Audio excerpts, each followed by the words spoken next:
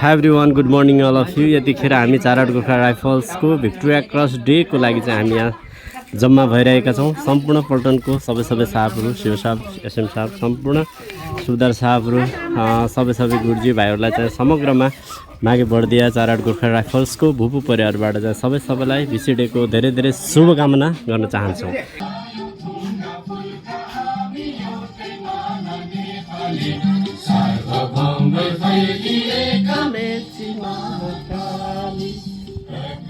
मोहन धारण भइसक्यो अरे क्यामेराम्यान त हिँड्न पाइन्छ होला नि। मोहन धारण भ्याइयो, क्यामेराम्यान चाहिँ हिँड्नु पर्यो कि।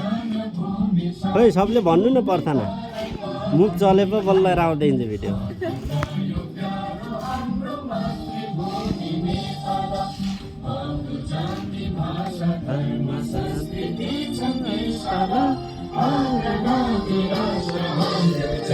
जय नेपाल